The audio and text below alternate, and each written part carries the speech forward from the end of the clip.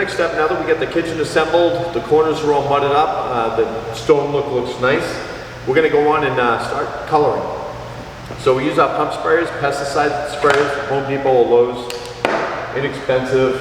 Small little cleaning sprayers are good as like an accent misting or some black and some white speckle. Really easy to control.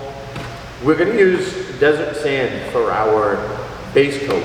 It's like a primer for drywall. The concrete's going to suck in any kind of liquid or coloring, so it'll fade a little bit. So I like to do a primer coat, and then anything I put on top of that coat, the color will hold. So we're going to start with that. We always use distilled water because there's no minerals in it. So like if you do spigot water, you're going to have some kind of minerals, iron, whatever. You want to try to keep those out of the stain, just to make it true and not have a different tint or whatever. So when we do our stain, it's a 3-to-1. So 1 part of the stain and then 3-part water.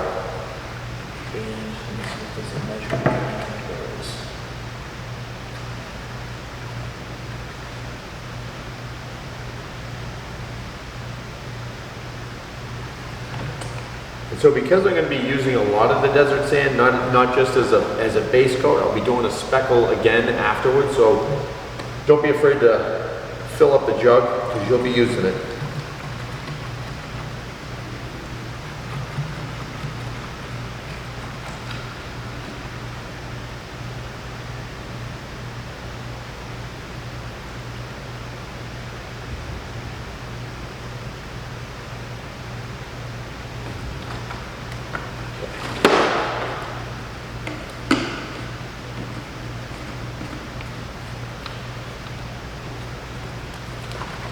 That a good shaking up, mix it up good. And always shake up your stains too. If they've been sitting for a while, that sediment sits at the bottom. Make sure you get all that mixed up nicely.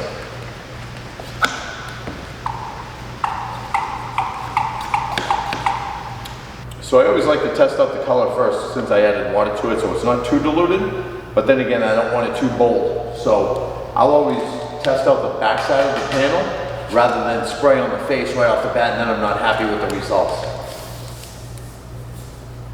And then it's a good way to get your tip adjusted also.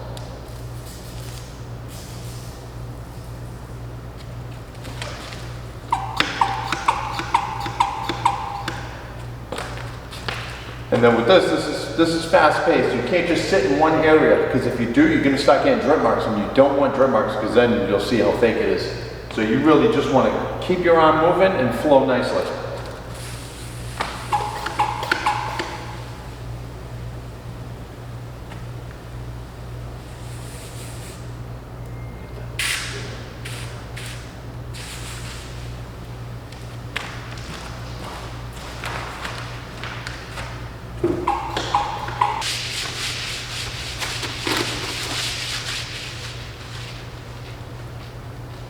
So we're going to put some gray tones on this, on the desert sand. It's got an earth tone, but we want to put some grays to it. So we're going to do a 3-to-1 ratio on this also. And these are just, we'll probably pick like 10 stones of accent antique gray on one panel, and then 10 other stones of natural. So we have a nice variety of accent stones going out throughout the whole thing.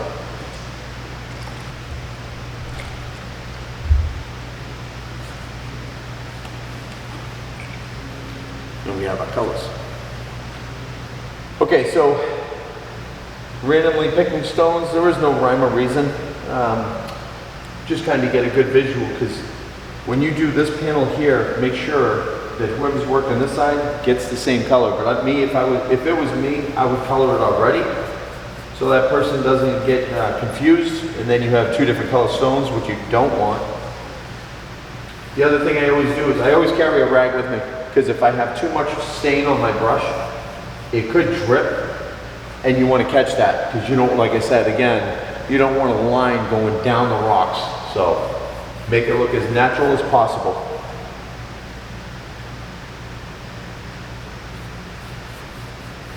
Make sure you get the top. Don't hit the grout lines. If you do, it's not a big deal because you're going to be putting a black stain inside for like pretty much shadowing. And it actually causes the effect to make these rocks really pop with that shadowing in between the grout lines.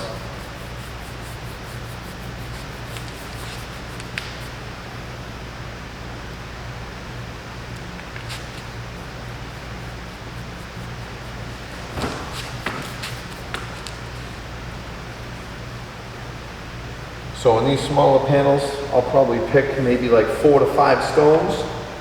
And then the 7.5 feet long, I'll probably hit like 10 to 12 tops. You don't want to have it too busy, but you definitely want to have some nice antiquing or accent stones going out throughout the whole thing. And don't put them, never put a color to color.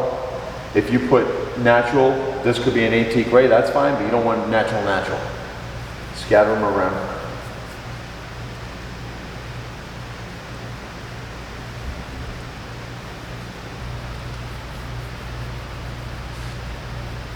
Okay, so we're going to add a third accent color, nutmeg.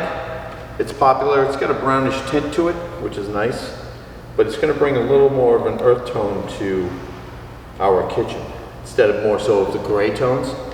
So split it up a little bit. There we go. And a third. Yes.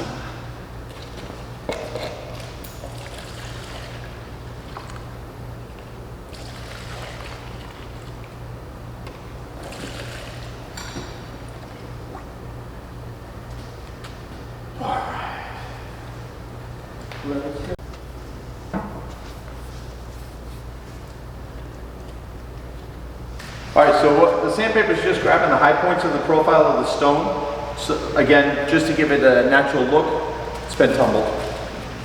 Get that.